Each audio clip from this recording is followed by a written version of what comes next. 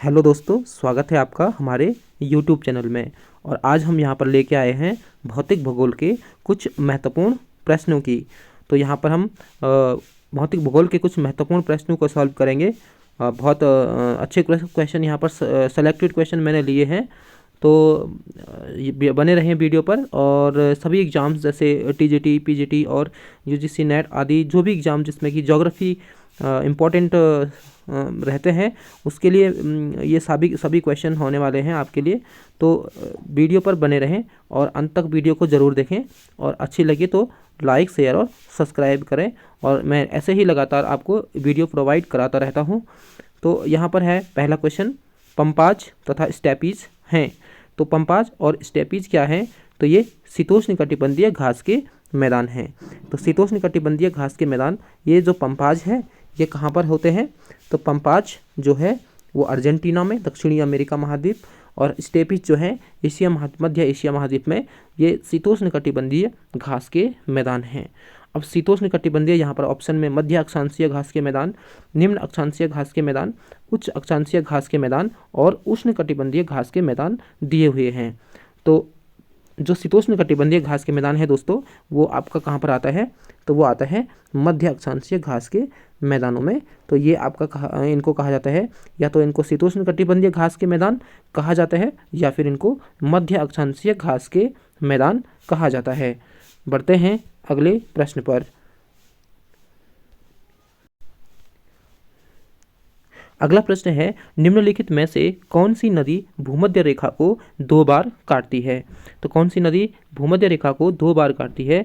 तो यहाँ पर पहला ऑप्शन है नाइजर नदी, दूसरा है नील नदी, तीसरा है जायरे नदी और चौथा है अमेजन नदी। तो इसका सही उत्तर है जायरे नदी जो है वो भूमध्य रेखा को 2 बार काटती है। इस नदी का नाम दोस्तों कांगो नदी भी है। कांगो नदी या फिर जायरे नदी भूमध्य रेखा को 2 बार काटती है। अगर हम बात करें नील नदी की, तो यह विश्व की सबसे लंबी नदी है। अगर हम अमेजन की बात करें तो दक्षिणी अमेरिका महाद्वीप में यह सबसे लंबी नदी है, और साथ ही साथ यह बहाव में दुनिया की सबसे लंबी, सबसे बड़ी नदी कही जाती है। नाइजर नदी जो है वो अफ्रीका महाद्वीप में है।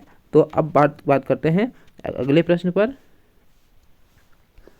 अगला प्रश्न है, किस नदी का मुहाना अधिकांश समय तक बर्फाच्छादित रहता है? किस नदी का मुहाना अधिकांश समय तक बर्फ से आच्छादित रहता है? तो पहला ऑप्शन है सेंट लॉरेंस नदी, दूसरा है पोटोमैक, तीसरा है कोलोरेडो, चौथा है मैकेंजी। तो यहाँ पर दोस्तों मैकेंजी जो नदी है उसका जो मुहाना है वो अधिकांश समय बर्फाच्छादित रहता है। कहाँ पर है ये नदी? तो ये कनाडा में है। संयुक्त राज्य अमेरिका के उत्तर में एक देश पड़ता है कनाडा, जहाँ पर कि ये मैकेंजी नदी है। बढ़ते हैं अगले प्रश्न पर।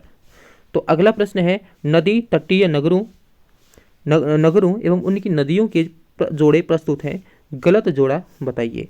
तो नदी और उनके नज़दीक जो निकट जो आपका जो नदी नगर के निकट जो नदी है उनके सही जोड़े बताने हैं। तो यहाँ पर देख लीजिए, पहला है लंदन। तो लंदन जो है टेम्स नदी के किनारे है, ये जोड़ा बिल्कुल सही है। पेरिस जो है सीन नदी के किनारे है, बिल्कुल सही है। न्यूयॉर्क जो है वो आपका मिसिसिपी के किनारे नहीं है दोस्तों, ये आपका यहाँ पर गलत हो जाएगा। न्यूयॉर्क जो है वो किसके किनारे है? हडसन नदी के किनारे है। दिल्ली जो है यमुना के किनारे है, बिल्कुल सही उत्तर है। लेकिन ये तीनों ऑप्शन सही है, A, B और D, लेकिन C ऑप्शन यहाँ पर क्या हो जाएगा? इसका गलत हो जाएगा। तो हमें गलत जोड़ा बताना था, तो ऑप्शन नंबर C इसका सही उत्तर हो जाएगा। बढ़ते हैं अगले प्रश्न पर।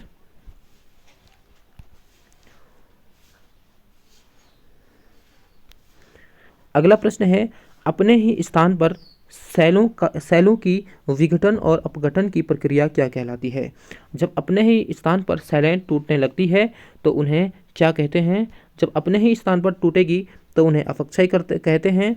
और जब कोई ऑब्जेक्ट यानी कोई नदी, कोई नदी या हवा या भूमिगत जल या हिमानी काट करके किसी चट्टान को लेके जाएगी आगे, तो उसे अपरदन कहते हैं।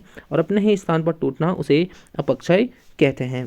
अपक्षय कुछ क्रियाओं से होता है, जैसे कि भौतिक अपक्षय, रासायनिक अपक्षय और जैविक अपक्षय। जैविक क्रियाओं से, भौतिक क्रियाओं से और रासायनिक क्रियाओं से संपादित होते हैं अपक्षय की क्रिया। तो यहाँ पर हो जाएगा आपका अपक्षय। तो दोस्तों यहाँ पर जिसने भी अभी तक हमारा चैनल सब्सक्राइब नहीं किया है तो हमारे चैनल को प्लीज़ सब्सक्राइब कर लें, और इस तरीके की लगातार वीडियोस आपको मिलती रहेगी। और आगे बढ़ते हैं। अवनमन कुंड और द्रोणिकाएं निम्नलिखित में से किससे संबंधित आकृतियां हैं?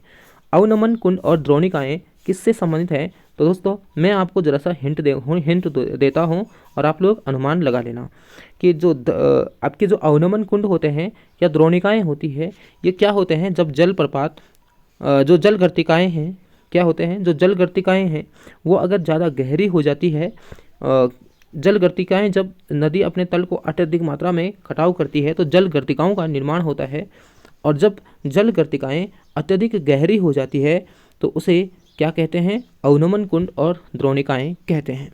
तो आप अब लगा लीजिए कि संक्षारण, सन्निघर्षण, अपघर्षण और अपवाहन में से ये आकृतियाँ किससे संबंधित है? तो अपघर्षण से क्या होगा? नदी अपनी तली को क्या करेगी? गहरा करती जाती है, जलप्रपात तथा अवनमन कुंड द्रोणिकाओं का निर्माण होता है। बढ़ते हैं अगले प्रश्न पर। अगला प्रश्न है, स्थल रूप संरचना प्रक्रम एवं अवस्था का परिणाम है, यह कथन किसका है? तो यह कथन जो है वो किसका है? डेविस का है। 1889 में अमेरिकन भूगोलवेत्ता डेविस ने अपर्दन चक्र की संकल्पना प्रस्तुत की, और इनके अनुसार अपर्दन प्रक्रिया तीन प्रक्रियाओं में संपन्न होती है। तो इनके जो 3 प्रक्रियाएं हैं दोस्तों, उन्हें जो है डेविस का त्रिकूट भी कहा जाता है। बढ़ते हैं दोस्तों अगले प्रश्न पर। तो अगला प्रश्न यहाँ पर इस तरीके से है, सरिता अपहरण की अधिक संभावनाएं होगी जब? सरिता अपहरण की अधिक संभावनाएं कब होती है दोस्तों? सरिता अपहरण क्या होता है? जब कोई एक नदी दूसरी नदी का जल अपने में मिला लेती है तो उसे सरिता अपहरण कहते हैं। तो सरिता अपहरण कब होगा? जब आधार तल ऊंचा होगा, आधार तल नीचा होगा, जल विभाजक के दोनों ओर ढाल प्रवणता समान हो, जल विभाजक के दोनों ओर ढाल प्रवणता में अधिक अंतर हो। तो इसका ऑप्शन नंबर डी सही हो जाएगा। जल विभाजक के दोनों ओर जब ढाल प्रवणता में ज़्यादा अंतर होता है तो उसमें क्या होता है? सरिता अपहरण की संभावनाएं अधिक बनी रहती है। अगर हम आधार तल ऊंचा नीचा होगा, इसका कोई फर्क नहीं पड़ता है, और ढाल प्रवणता समान नहीं होनी चाहिए। अगर ढाल प्रवणता अधिक है तो ही सरिता अपहरण की स्थिति बनती है। या फिर नदियों में एक नदी में लोड ज़्यादा है या जल की मात्रा ज़्यादा है तो उससे भी क्या होता है? सरिता अपहरण की स्थिति बनती है। तो बढ़ते हैं अगले प्रश्न पर। अगला प्रश्न है, प्राकृतिक तटबंध बनते हैं। प्राकृतिक तटबंध किससे बनते हैं? तो नदी अपनी तली को तीव्र गति से काटती है, नदी अपने किनारों को काटती है, नदी डेल्टा का निर्माण करती है, नदी बाढ़ का मलबा तटों पर जमा करती है। तो इसका सही उत्तर हो जाएगा, नदी जो है बाढ़ का मलबा तटों पर जमा करती है, तो उसी को क्या कहते हैं? प्राकृतिक तटबंध कहते हैं। तो इसमें क्या होता है दोस्तों? जो प्राकृतिक तटबंध है ये नदी के निक्षेपणात्मक कार्य का परिणाम होता है। निक्षेपण से बनते हैं। नदी के 3 कार्य होते हैं, अपर्दन पहला, दूसरा परिवहन और तीसरा निक्षेपण। तो जो प्राकृतिक तटबंध है वो नदी के निक्षेपण कार्य से बनते हैं। आई होप आपको वीडियो आपको समझ में आ रहा होगा। तो बढ़ते हैं दोस्तों अगले प्रश्न पर। अगला प्रश्न है, निम्नलिखित में से कौन सी स्थलाकृति नदी के अपर्दनात्मक कार्य से निर्मित नहीं है? तो ऐसी कौन सी स्थलाकृति है जो नदी के अपर्दनात्मक कार्य से निर्मित नहीं है? तो इसमें इसका उत्तर हो जाएगा, देखो पहला ऑप्शन जलप्रपात, दूसरा हो गया जल गर्तिका, तीसरा प्राकृतिक तटबंध, चौथा है द्रुत प्रवाह। तो अभी मैंने आपको बताया था जो प्राकृतिक तटबंध है वो किससे बनता है? नदी के नदी के निक्षेपण कार्य से बनता है। यहाँ पर अपर्दन कार्य से निर्मित नहीं है, ये पूछा है। तो ऑप्शन नंबर सी इसका सही उत्तर हो जाएगा। जलप्रपात जलगर्तिका और द्रुत प्रवाह नदी के अपर्दन कार्य से निर्मित होते हैं। बढ़ते हैं अगला प्रश्न पर।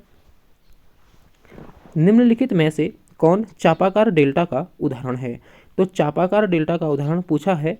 चापाकार को हम धनुषाकार डेल्टा भी कहते हैं, यानी चाप के आकार का जो डेल्टा होता है, धनुष भी चाप के ही आकार का होता है। तो यहाँ पर चापाकार डेल्टा जो है, नाइजर नदी का जो डेल्टा है वो आपका चापाकार डेल्टा है। अगर मिसिसिपी की बात करें तो मिसिसिपी का जो डेल्टा है वो आपका कैसा है दोस्तों? वो आपका पक्षी पंजानुमा आकार का डेल्टा है, पक्षी पंजाकार डेल्टा है। और मैकेंजी और ओब जो डेल्टा है, ये डेल्टा ही नहीं बनाते हैं दो नदियाँ, मैकेंजी और ओब, ये ज्वारतन मुख बनाती है। जैसे कि भारत में भी नर्मदा और ताप्ती जो नदियाँ हैं वो डेल्टा नहीं बल्कि ज्वारतनमुख बनाती है। और ये मैकेंजी नदी और ओब डेल्टा, ये डेल्टा होते नहीं हैं, ये ज्वारतनमुख होते हैं। तो बढ़ते हैं दोस्तों अगले प्रश्न पर।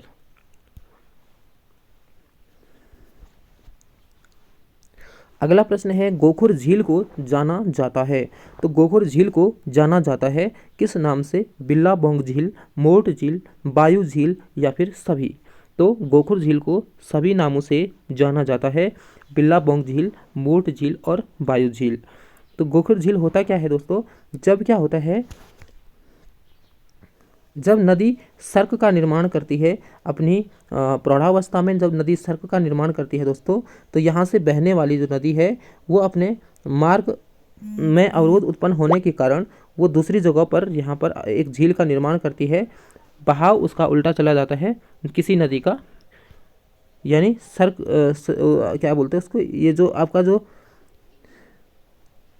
कुछ इस तरीके की आकृति होती है, सर्पिलाकार, नदी विसर्प कहते हैं। नदी विसर्प में जब जो नदी क्या होती है अपने साइड के क्षेत्र में झीलों का निर्माण कर देती है, मतलब नदी इस रूप सर्पिलाकार रूप में बह रही है, तो कभी कभी जो जल है वो यहाँ पर इधर बह जाता है तो यहाँ पर झील बन जाती है, यहाँ से इधर चला जाता है तो यहाँ पर क्या हो जाती है? झील बनती है। तो इन्हीं को गोखुर झील कहा जाता है दोस्तों। तो बढ़ते हैं अगले प्रश्न पर। अगला प्रश्न है, निम्न नदी डेल्टा में कौन एक पक्षी पंजा डेल्टा का उदाहरण है? तो यहाँ पर पक्षी पंजा डेल्टा का उदाहरण पूछा है। अभी मैंने आपको बताया था पक्षी पंजा जो डेल्टा है वो आपका मिसिसिपी नदी बनाती है। संयुक्त राज्य अमेरिका की यह सबसे लंबी नदी है मिसिसिपी नदी। क्या बनाती है? पक्षी पंजा डेल्टा बनाती है। जैसे पक्षी के पाँव होते हैं उस तरीके का यहाँ पर कुछ डेल्टा ये होता है। गंगा नदी, नील नदी और राइन नदी, ये तीनों ही नदियाँ जो है चापाकार डेल्टा का निर्माण करती है। बढ़ते हैं अगले प्रश्न पर। कास्ट स्थलाकृतियों का सर्वोत्तम उदाहरण कहाँ मिलता है? तो कास्ट स्थलाकृतियाँ क्या है दोस्तों? तो चूने से निर्मित स्थलाकृतियाँ हैं जो भूमिगत जल के कार्य से बनता है। भूमिगत जल के अपर्दन, परिवहन और निक्षेपणात्मक कार्यों से कास्ट स्थलाकृतियों का निर्माण होता है। ज़्यादातर ये कास्ट स्थलाकृतियाँ यानी चूने के पत्थरों की जो स्थलाकृतियाँ हैं वो देखने को मिलती है। सबसे ज़्यादा ये यूगोस्लाविया में देखने को मिलती है। इस यूगोस्लाविया का वर्तमान नाम चेंज हो गया है। इसका वर्तमान नाम क्या है दोस्तों? तो इसका वर्तमान नाम स्लोवेनिया है। स्लोवेनिया, इसको वर्तमान में स्लोवेनिया कहा जाता है। बढ़ते हैं अगले प्रश्न पर। अगला प्रश्न है, आश्चुताश्म एवं निश्चुताश्म निक्षेपणात्मक स्थलाकृति है। इसको हम बोलते हैं दोस्तों स्टैलेक्टाइट और स्टैलेग्माइट। आश्चुताश्म यानी स्टैलेक्टाइट और निश्चुताश्म यानी स्टैलेग्माइट। तो ये भूमिगत जल से निर्मित स्थलाकृतियाँ हैं। क्या है? भूमिगत जल से निर्मित स्थलाकृतियाँ हैं और वो भी निक्षेपण से बनी स्थलाकृतियाँ। तो एक खंबे के आकार की स्थलाकृति है जो कि पानी के जो कि कंदराओं में, धरातल के नीचे कंदराओं में, जो कि ऊपर से नीचे इस तरीके से क्या होते हैं? खंबे नुमा आकृतियाँ होती है। उन्हीं को क्या कहते हैं? स्टैलेक्टाइट और स्टैलेग्माइट कहते हैं। बढ़ते हैं अगले प्रश्न पर। निम्न में से किस भू आकृति का निर्माण हिमानी अपर्दन से नहीं हुआ है? तो हिमानी अपर्दन से किनका निर्माण नहीं हुआ है? हिमानी अपर्दन से निर्मित स्थलाकृति जो नहीं है। तो यहाँ पर जो सर्क देखें तो आरामदायक कुर्सी की आकृति है। इसी को हम इसको अलग अलग देशों में अलग अलग नामों से भी जाना जाता है सर्क को। तो ये जो है कुर्सी के आकार की स्थलाकृति है, कुछ इस तरीके की स्थलाकृति होती है कुर्सी के आकार की यहाँ पर। और नुनाटक जो है ये भी अपर्दन से बनता है, हिमानी अपर्दन से। हॉर्न भी कुछ इसी तरीके का कुछ आकृति होती है, हॉर्न हॉर्न। और इसके अलावा जो ड्रमलिन है ये अंडे की उल्टी नाव जैसी आकृति होती है ड्रमलिन। लेकिन ये जो है दोस्तों ड्रमलिन जो है अपर्दन से नहीं इसका निर्माण होता है, बल्कि इसका निर्माण निक्षेपण कार्य से होता है हिमानी के। और निक्षेपण कार्य से जो निर्माण होता है एक ड्रमलिन ही होता है, एक कैम होता है, एक एस्कर होता है। आप याद करना इसको, ड्रमलिन, कैम और एस्कर, ये तीनों किससे बनते हैं? तो ये हिमानी के निक्षेपण कार्य से बनते हैं। सर्क हो गया, हॉर्न हो गया, नुनाटक हो गया, हिमजघर हो गया, और ये सभी जो संरचनाएं हैं ये किससे बनती है? ये अपर्दन से बनती है। आई होप आपको ये समझ में आया होगा। तो बढ़ते हैं अगले प्रश्न पर। अगला प्रश्न है टॉर्न झील। टॉर्न झील किससे संबंधित है? तो टॉर्न झील यहाँ पर जो है वो सर्क से संबंधित है। जैसे कि मैंने आपको बताया, सर्क एक आरामदायक कुर्सी के आकार की स्थलाकृति होती है जो हिमानी अपर्दन से बनती है हिमानी क्षेत्रों में। तो यहाँ पर इस जो आरामदायक कुर्सी है यहाँ पर जो है एक झील का निर्माण होता है। इन जगहों पर जो झील का निर्माण हो जाता है उन्हीं सर्क झील को हम टॉर्न कहते हैं। बढ़ते हैं अगले प्रश्न पर। इंसेलबर्ग जुड़ा हुआ है। इंसेलबर्ग किससे जुड़ा हुआ है? क्या ये ग्लेशियर से जुड़ा हुआ है, बहते हुए पानी से, भूमिगत पानी से, या फिर पवन संबंधी कार्यों से जुड़ा हुआ है? तो इंसेलबर्ग जो है वो पवन संबंधी कार्यों से जुड़ा हुआ है। ये पवन का अपर्दनात्मक कार्य है, और जब पवन अपने अपर्दनात्मक कार्य से चट्टानों का अपर्दन करता है तो मरुस्थलीय क्षेत्रों में ज़्यादातर क्या होते हैं, जो अंडे नुमा आकृतियाँ हैं वो शेष रह जाती है, बाकी ये पवन उड़ा करके ले जाती है सारी रेत।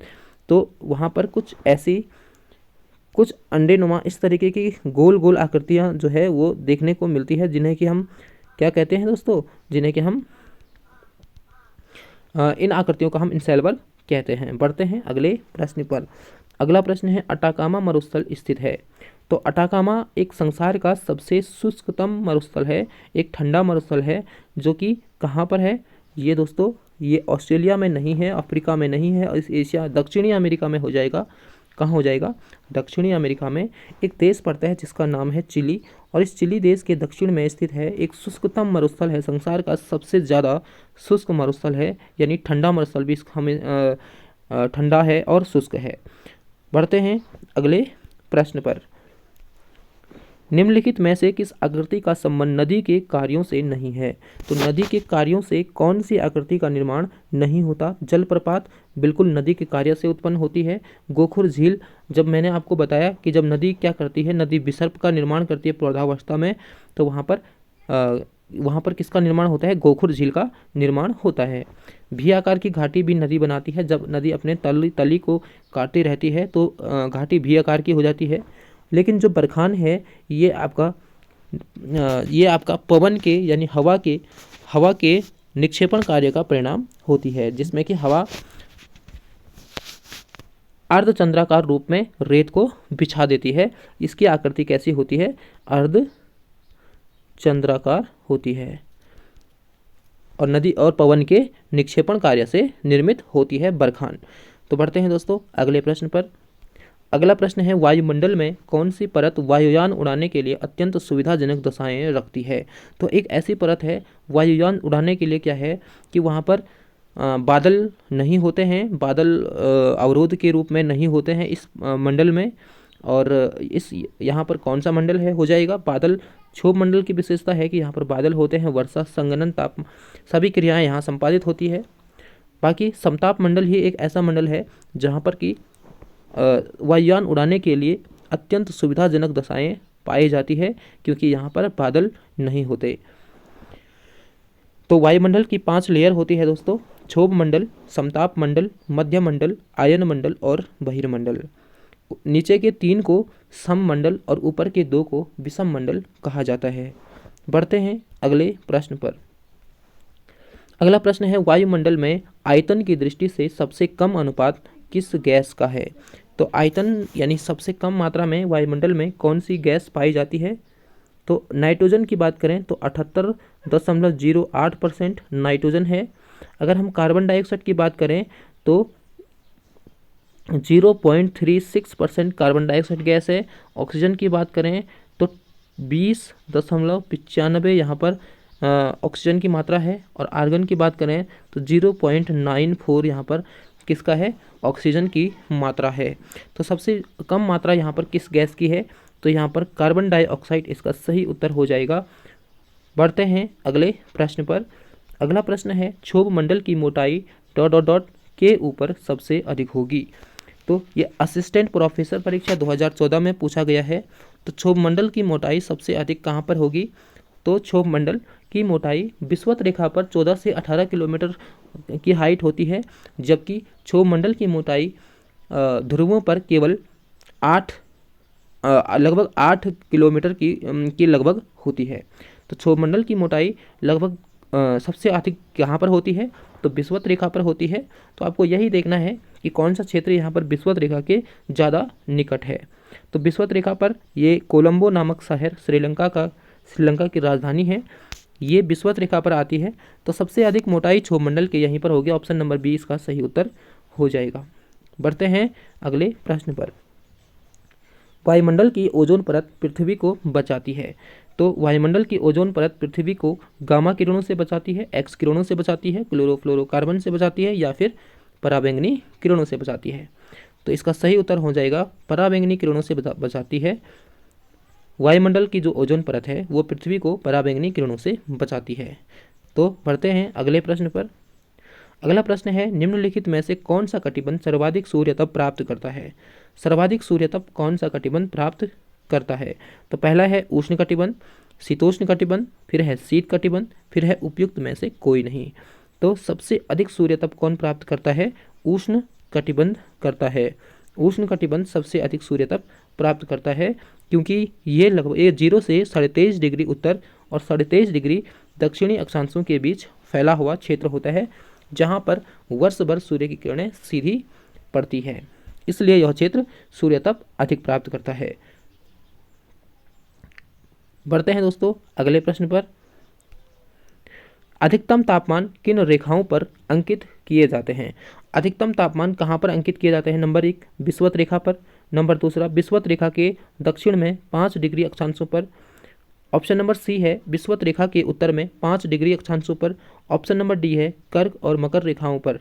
तो सबसे अधिक तापमान जो है वो अंकित किया जाता है कर्क और मकर रेखाओं पर। ऑप्शन नंबर डी इसका सही उत्तर हो जाएगा। पढ़ते हैं अगले प्रश्न पर। अगला प्रश्न है विश्व के कौन से क्षेत्रों में न्यूनतम वार्षिक तापांतर होता है? सबसे कम वार्षिक तापांतर कहाँ पर पाया जाएगा? उष्ण कटिबंधीय क्षेत्रों में, शीतोष्ण कटिबंधीय क्षेत्रों में, ध्रुवीय क्षेत्रों में, भूमध्य रेखीय क्षेत्रों में। तापांतर का मतलब होता है सबसे अधिक दिन वार्षिक तापांतर दे रखा है तो वर्ष के सबसे अधिक तापमान और वर्ष का सबसे कम तापमान के बीच का अंतर, तो इसे हम वार्षिक तापांतर कहते हैं। तो भूमध्य रेखा क्षेत्रों में जो होता है यहाँ पर तापांतर बहुत कम पाया जाता है दोस्तों, और अगर हम मरुस्थलीय क्षेत्रों की बात करें तो वहाँ पर बहुत अधिक तापांतर पाया जाता है। तो आई होप आपको ये वीडियो समझ में आई होगी, और यहीं से आगे हम और बढ़ते हैं अगले प्रश्न पर। तापमान विलोपन की स्थिति उत्पन्न करने में निम्न में से कौन सा कारक उत्तरदायी नहीं है? तो तापमान विलोपन जब क्या होता है, ऊंचाई बढ़ती है और तापमान में, वैसे तो आम क्या होता है कि ऊंचाई बढ़ने से तापमान कम होता है।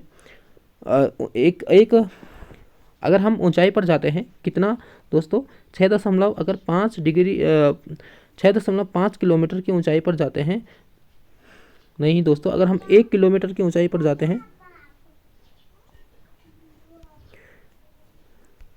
अगर हम 1 किलोमीटर की ऊंचाई पर जाते हैं तो 6.5 डिग्री सेल्सियस तापमान कम हो जाता है। और अगर हम 165 मीटर की ऊंचाई पर जाते हैं तो 1 डिग्री सेल्सियस तापमान कम हो जाता है। तो ये सामान्य एडियाबैटिक ताप रेट भी इसको कहते हैं। और जब इसके विपरीत होता है कि ऊंचाई बढ़ती है तापमान भी बढ़ने लगता है, तो उसी को तापमान विलोपन कहते हैं। तो ये कब उत्पन्न होता है? जब लंबी रातें होती है, बिल्कुल सही। जब पर्वताकीर्ण घाटियों में ऐसा होता है। तीव्र वेग से बहती हवा नहीं, ये और स्वच्छ आकाश से भी होता है, लेकिन तीव्र वेग से बहती हवा, इससे कोई प्रभाव नहीं पड़ता तापमान विलोपन पर। तो तापमान विलोपन इनमें लंबी रात, पर्वताकीर्ण घाटी और स्वच्छ आकाश के कारण ही होता है, इसके कारण नहीं होता। ऑप्शन नंबर सी इसका सही उत्तर हो जाएगा। बढ़ते हैं अगले प्रश्न पर। निम्नलिखित में किसका एल्बिडो उच्चतम है? तो एल्बिडो किसका सबसे ज़्यादा होता है? एल्बिडो क्या होता है? तापमान का परावर्तन होता है कि कितने परसेंट जो किरणें हैं वो पृथ्वी से टकरा करके वापस अंतरिक्ष में लौट गई, तो उसी को पृथ्वी का एल्बिडो कहते हैं। पृथ्वी के अलग अलग प्रकार के धरातल में अलग अलग प्रकार का एल्बिडो पाया जाता है। जैसे जल में सबसे कम एल्बिडो होता है और बर्फ में सबसे अधिक एल्बिडो पाया जाता है, क्योंकि बर्फ जो होता है वाइट होता है और वो क्या करता है, सूर्य की सभी परावर्तित किरणों को, सभी जो किरणें हैं उसको अधिकांश किरणों को परावर्तित कर देती है, जबकि जल क्या होता है, वो अधिकांश किरणों को अवशोषित कर लेती है। तो सबसे अधिक परावर्तन किस में होगा? यहाँ पर गलनशील हिम यानी बर्फ का परावर्तन सबसे ज़्यादा होता है, बर्फ का एल्बिडो सबसे ज़्यादा होता है दोस्तों। बढ़ते हैं अगले प्रश्न पर। अगला प्रश्न है, फेरल का नियम संबंधित है। फेरल का नियम किससे संबंधित है? रेल मार्ग से, वायु संचार से, वर्षा से या समुद्री मार्ग से? तो फेरल का नियम वायु संचार से संबंधित है।